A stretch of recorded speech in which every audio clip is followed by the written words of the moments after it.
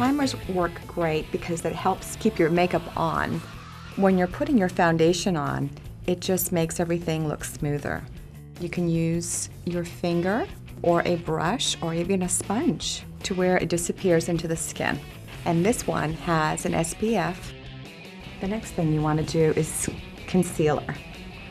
Concealer is very important. It's the most important thing you can put on your face because it makes you look less tired, gets all those dark circles or any little bit of redness that you have.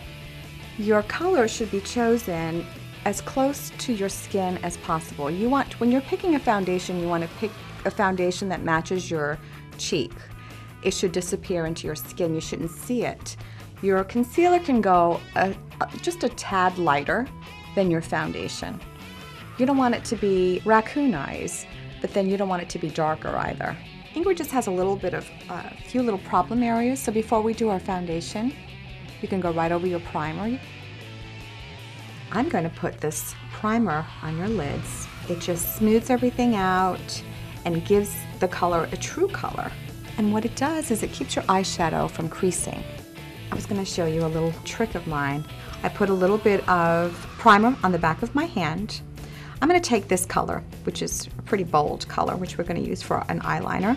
I'm going to use it on bare skin, and then I'm going to use that same color on top of the primer. And you can see the intensity. Oh, yeah. Just use this color just on your lids, a real natural look. You want to pat, and you want to get as close to your lashes as possible. You pat and then sweep.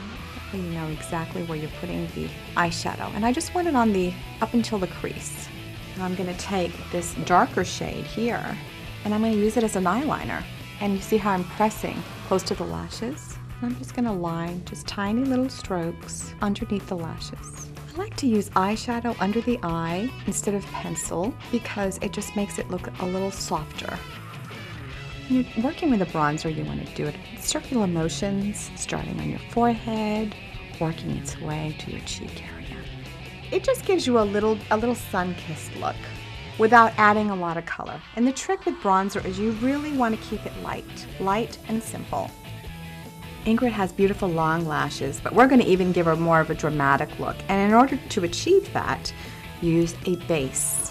I start on the very top, and I wiggle that mascara wand, and you try to get as close to the base line as you can. And just on the top, you don't have to use the primer for the bottom lashes because then it's a little too much. Now you just follow the same idea with the mascara by kind of wiggling the brush. That separates the lashes and makes sure that you get close to the lash line. If you're very fair, you might want to go with the brown-black mascara, but I prefer just to use black on everyone because I think that if you're going to wear mascara, you want to see it. Unless you're very, very fair, and then you want to go with a brown-black. You never want to pump your mascara because that just pushes your mascara down to the bottom of the tube. So when you take it out, you just want to pull it out and then clean off the tip. That way you don't get it on the side of your nose. We're going to give you a very natural lip, and the way to achieve that is you just take your lip gloss and you want to just tap it on to your lip, like so. And then you're going to take your ring finger and you're just going to kind of smooth it out.